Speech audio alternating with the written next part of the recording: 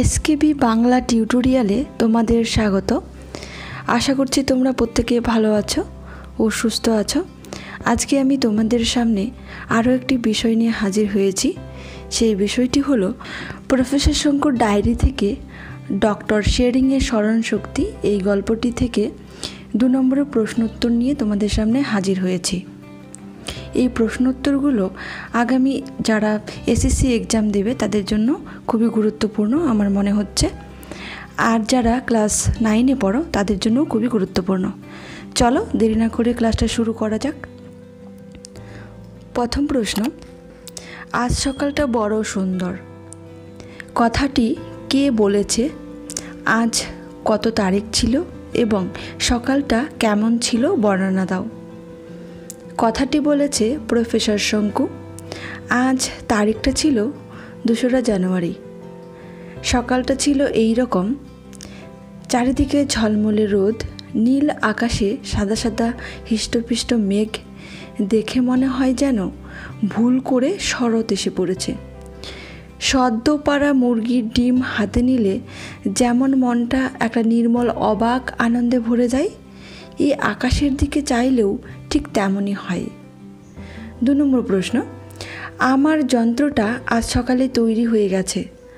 যন্ত্রটার নাম কি? যন্ত্রটি সম্পর্কে বর্ণনা দাও। যন্ত্রটার নাম হলো রিমেমব্রেন। যন্ত্রটি দেখে মনে হবে হাল ফ্যাশনের একটা টুপি বা হেলমেট। এই হেলমেটের খোলের ভিতরে রয়েছে 72,000 সূক্ষ্মাতি সূক্ষ্ম তারের জটিল স্নায়বিক বিস্তার। 3.5 বছরের অক্লান্ত পরিশ্রমের ফল এই যন্ত্র। এই যন্ত্রের দ্বারা কোনো মানুষের ভুলে যাওয়া স্মৃতিকে আবার ফিরিয়ে আনা যায়। 3 নম্বর প্রশ্ন, একজন সাধারণ লোকের মাথায় কত স্মৃতি জমা থাকে এবং সেই স্মৃতিগুলি কেমন হয়? একজন সাধারণ লোকের মাথায় 1 কোটি কোটি কোটি অর্থাৎ 1 কোটি কোটি স্মৃতি জমা থাকে। সেই স্মৃতিগুলির মধ্যে কোনোটা স্পষ্ট, কোনোটা আবছা। তার মধ্যে দৃশ্য, ঘটনা, নাম, চেহারা, গন্ধ, গান, গল্প, অজস্র খুঁটিনাটি তথ্য সব কিছুই থাকে।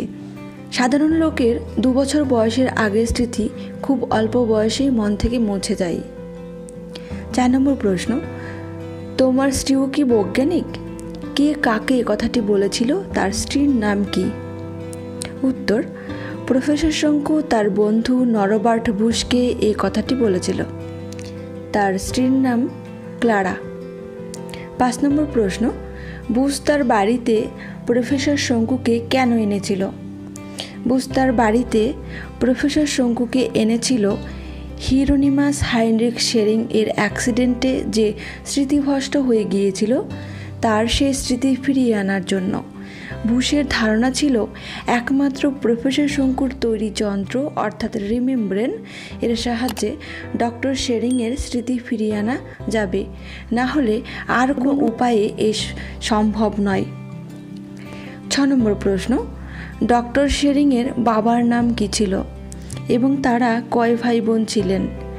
ডক্টর শেরিং-এর বাবার নাম ছিল কার্ল ডিটিক শেরিং। ডক্টর শেরিংরা 3 ভাই বোন ছিলেন, তবে তার বড় ভাই প্রথম মহাযুদ্ধে মারা গিয়েছিল। 7 নম্বর প্রশ্ন, ডক্টর শেরিং-এর পেশা কী ছিল? তিনি এবং তার বন্ধু কী আবিষ্কার করেছিল? তার নাম কি? ডক্টর শেরিং-এর পেশা ছিল পদার্থবিজ্ঞানের অধ্যাপক। তিনি এবং তার বন্ধু মিলে BX377 এর সূত্র আবিষ্কার করেছিলেন। তার বন্ধুর নাম হলো অটো লুবিন। BX377 এটি গবেষণার কোন ধরনের নাম? এই গবেষণা কে কে করেছিল এবং গবেষণার বিষয় কী ছিল?